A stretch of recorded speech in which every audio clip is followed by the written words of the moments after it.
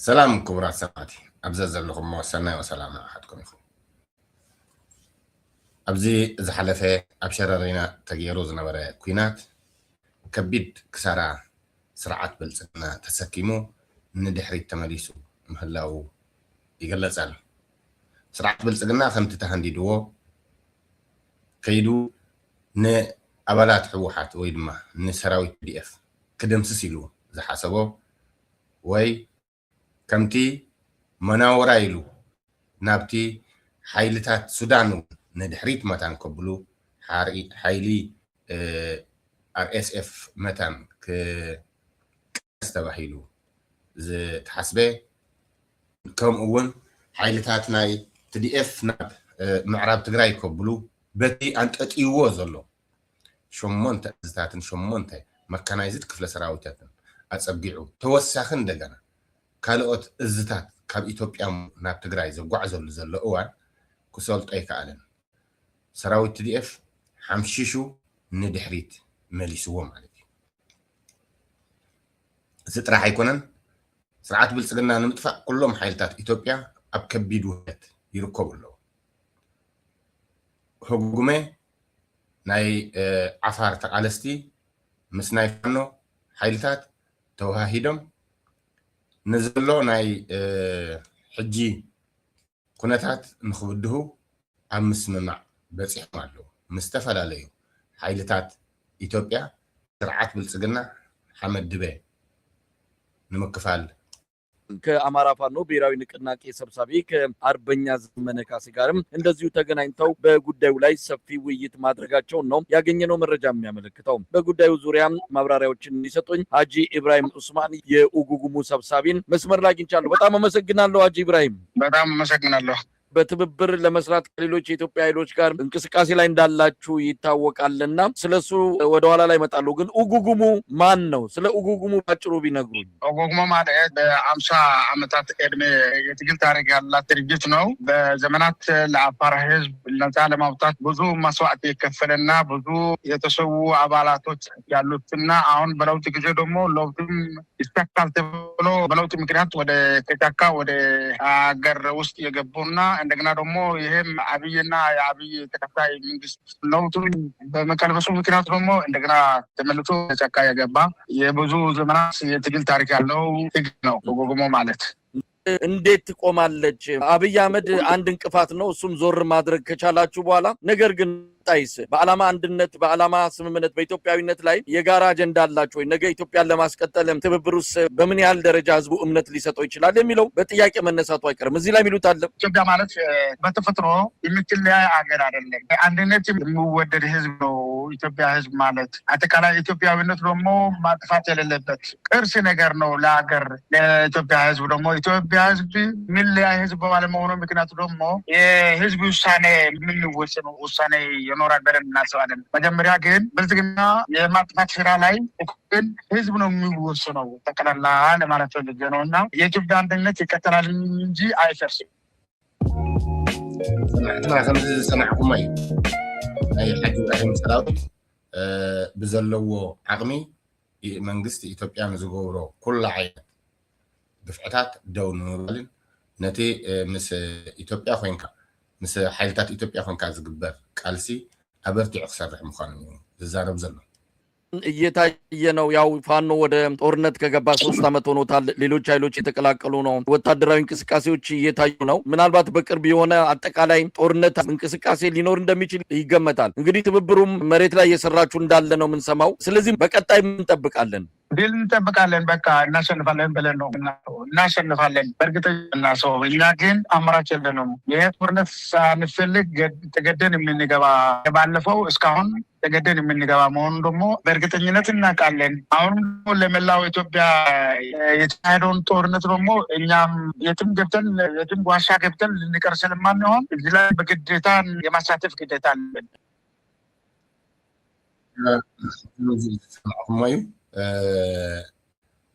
حج إبراهيم مس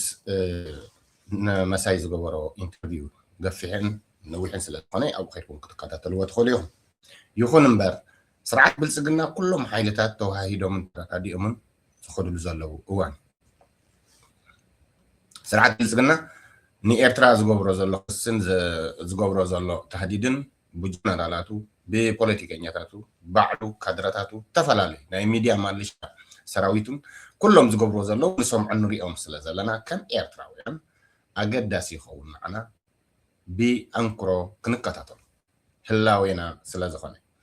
እምበኣር ምዚኦም ሓይልታት እዚኦም ተዋሒድካ ምስራሕ ሓጂ ኢብራሂም መጀመርያ ከሎ ሓደ ኣባል ምስ ዓጀብቱ ጥራሕ ዝወፀ ሎሚ ግን ክፍለ ሰራዊታት ካብ ኩሉ ክልል ዓፋር ሒዞም ስርዓት ብልጽግና ሓንሳብ ንሓዋር ነቒልና ክነጥፍኦ ዘለና እዩ ይብሉ ኣለዉ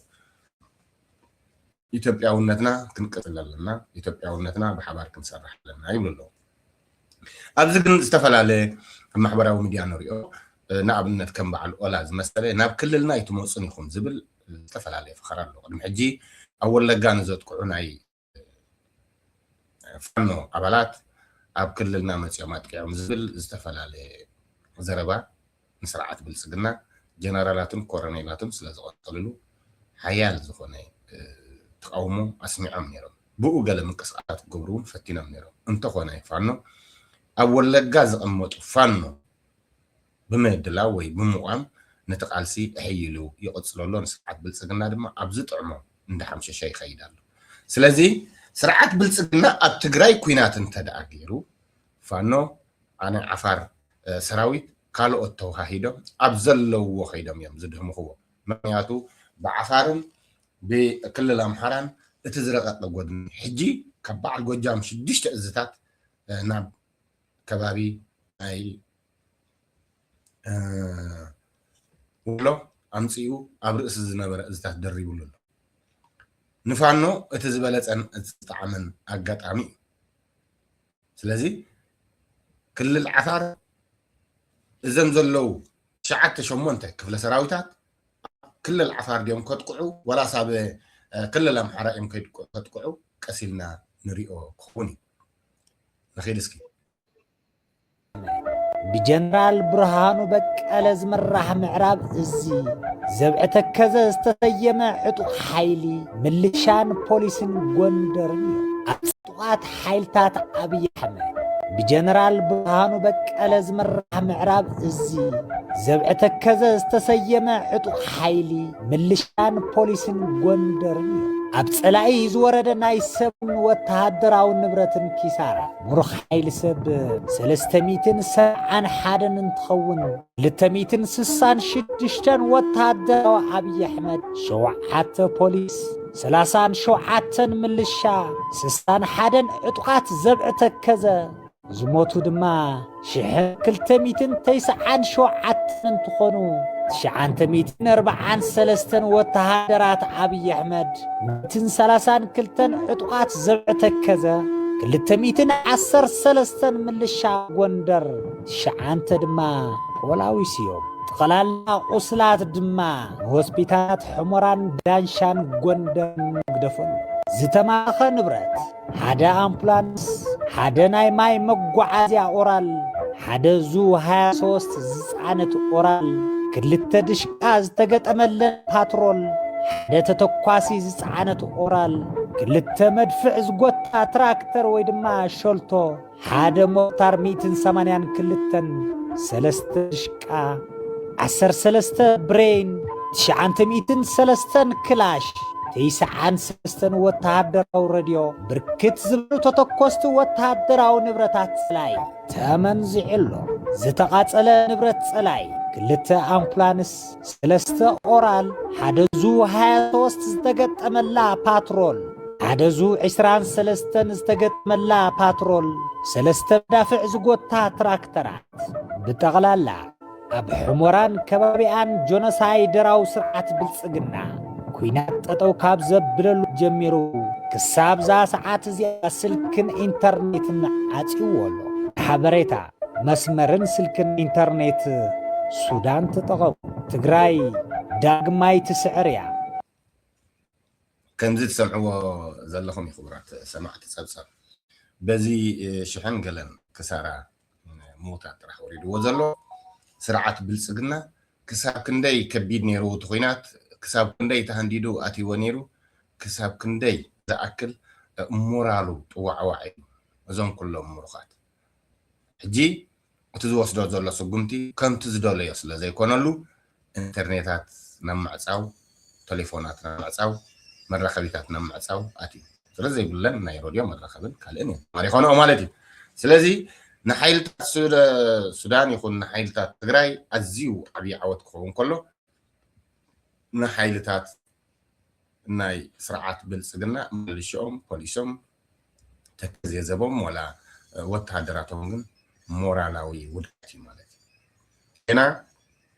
ነዚ ኽሳራ እዚ ከራብሖ ስለዝደለየ ከዓ ናብ ትግራይ የንጠጥሎ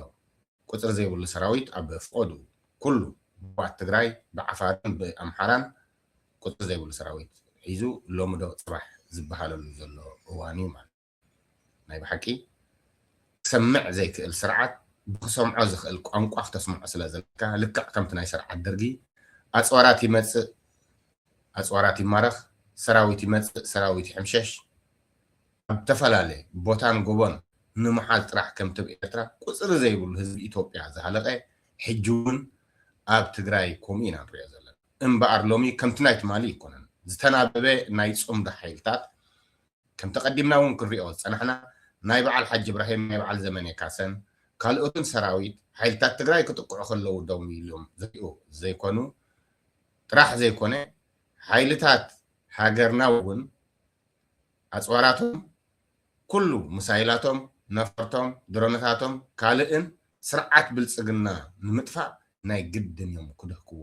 ደው ኢሉ ዝርኢ ሓይሊ የለን ሰይጣን እንዳዕገርገረ ወዲ ሰብ ሰቂሉ ክጽበዮ ኣይክእልን ሰላም ክነብር ኣለዎ ዘራጊ ሰላም ክጠፍእ ጽሩይ ማይ ክሰቲ ዘራጊት ማይ ክትኣልኽ ትክእል ስለ ዘለካ ስለዚ ንሕና ከም ኤርትራውያን ዝተፈላለዩ ኣብዚ ግን ደጊመ ሕጂ እውን كلهم حيلتات بعل جوارن قال انزو مسلو ناي اورومو حيلتات زبحان تولدت اورومو تخونو انصار ايرتران انصار تግራይን ምስ አብይ አሕመድ يبدو ይሉ سبيشالي انصار ايرتران انصار لؤلاውነት عاويلهم بعل جوار መንግስቲ ኤርትራ መንግስቲ ኮይኑ ቋማዊ መንግስቲ ኮይኑ ደው ኢሉ ቋሙን ሕጉን ገይሩ ወግዓዊት ሃገር ኮይና ሩፊላ ክነብር ተደኣ ኮይና ብወግዒ ወደብ ተዘሂባትና ኣይክነም ብራኒና ክብል ደው ኢሉ كلهم تتصبأتي نأبي دينا زول تولدت أورمو فين حاسوتن مخانو كلنا إيرتراويان كنجنزب لنا سلازم تاي نقبر حدا نخ سلازم تاي نقبر ندالو تولد خيو أسنا نزلت صولدات هاجرنا وقتن صبقتن غيرنا خنا ركبو كاب كل عدان كاب كل تتصابؤتات الناس زخونت كنا ركبو هنصتن ناي وفرن زخونت عد غيرنا كنا ركبو እቲ ኣደራዕ ዝበሃል ኩሉ ዝሓለፈ ሓሊፉ ሕጂ ግን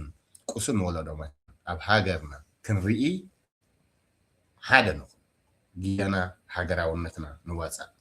ናይ ብሓቂ ዝሕጉስ ምንቅስቃሳት ናይ ገለገለ ኣሕዋትና ኣሎ ክቕፅል ኣሎ ክተባለዎ ንኣብነት ዓወት ካራ በዚ መንገዲ መፂና እቲ ሙዚቃ ስለ ዘለዎ ካልእ ስለ ዘለዎ ኣይ ክነብሎንቲ መንቀሳቀስ أبزي عوت عايزبل كبرات أحوات كل خير تراوي إذا كيح زلوا بانديرا إذا بانديرا وقعت بانديرا إيرترا أولو بالبل نساس لدرلي نساح يزنا إنا كيد زلنا يزبل زل بانديرا أنا يزبل زل كل خا لبن كل خا بقى تجزع كلها تحت أصل يزبل لنا زل تعم زين كلهم نعيشوا كلهم من إسيات كحلفوا وزلوا كلهم كجنزبوا وزلهم حكي كلهم قبلوا وزلهم حكي بانديرانا جاغاني إنا خفيلنا له أحوات كأم تخفيلهم بلوسات كأم تخفيلهم نات كأنا يكال أيقونت ما نم حيلنا تيزب لك هاي سلازي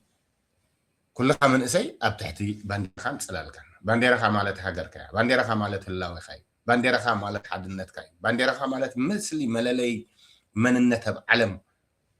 يو حزب علم كمال كتل كذا بانديرا زيا حيث كانت ترخيب كاي حزب علم زللية كذا بانديرا زيا حيث كانت تللي خاي إيرتراوي اتبت صنعتن بمخاتن علم زي سنفتو مستنكر السرحين اسمتو تشبت الجيجنا حزبي تولادي أمخان كايخا تحبر سلازي ازي كابتو زبرعن زحقوسن زرعنا يو ام محبراوي ميديا كبرات حوال ابزي من البات نو نحنا يوم دوزولو بفلاي شعبيا اندابو زيغا غموا اي كوناندو هلاويون منغست النوتنسي دورفون ካልእ ምስልታቱን ናይ ገድልን እውን ክጠፋ ኣለዎ ዝብሉ ዝሰኣኑ ከም ዘይኮኑ መንእሰያት ግን ከለልይዎም ዘለዎም ኣብዚ እዋን ዝኳ ኣብ መንጎ በዓል ወፈይ ሰልጠነ ካልኦትን ዝስራሕ ዘሎ ጉድ ዝወፅእ ዘሎ ምስጢራት ክሳብ ክንደይ ኣብ ዕዳጋ ንእስነቶም ይፃወቱ ነይሮም ኣብ ዕዳጋ ጅቦኦም ይፃወቱ ነይሮም ኣብ ዕዳጋ ፖለቲካ ምሲሎም ናይ ሃብቶም መካዕበቲ ይገብርዎም ነይሮም ንኩልና ብሩህ ነገር من اسي نزل دحر ገንዘብ ዘይክእል ኮይኑ ነዚ ድሕር ከለለ ዘይክእል ኮይኑ ዞም ሰባት ከምዚ ድዮም ጥራሕ እንድሕር ዝብል ኮይኑ ዓንተቦኦም ኮምዮም እዚኦም ነጋዶ ብንእስነትካ ነጋዶ በቲ መጻኢኻ ክተጸብቀሉ ዝግባእ ዕድሜኻ ነጋዶ ብዘየለን ዘይነበረን ኤርትራዊ ምፍልላይ ክነብሩ ዝሓስቡ ሰይጣውንቲ ስለዚ እዚኦምን ከምዚኦምን ዝኣመሰሉ ሰባት ኣብ ከም ክሳብ መንነትናን ምስልናን መልክዕ መቃለሲናን እውን ክሕካኽ ኣለዎ ኣብ ዝብል መትከል ነኺሶም እንተኸዱ ንዓኻ ብኸመይ ይውክልኻ ኤርትራዊ ክነትካሲ ይተሓኸኽ እዮም ዝብልኻ ዘሎ ኤርትራውነት ክጠፍእ ኣለዎ እዮም ዝብልኻ ዘሎ ዓዊሎም በዓል ውፍይ ትማሊ ነዚ ኤርትራዊ ትምክሕቲ ዘለዎን ናይ ቃልሲ ምስሊ ዘለዎን ጽሑፋቱን ደርፍታቱን እውን ከይተረፈ ሓኺኽና እንድሕር ዘይሰርናዮ ኣይተቃለስትን ኢሉ ነቲ ኣብ ደገና ውሽጥን ኣብ ኢድ ፀላእን ካብ ፀላእ ወፃእን ብረት ዝዓጠቐን ኮይኖም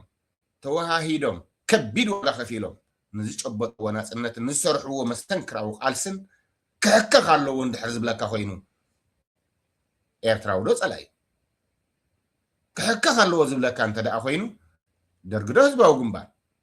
ጀብሃ ወላ ሃይለ ስላሴ ክትለልዮ እዩ ዘለካ ኣባል መን ወደ ገባድዩ ኣባል አንድነት من ስለዝኾነ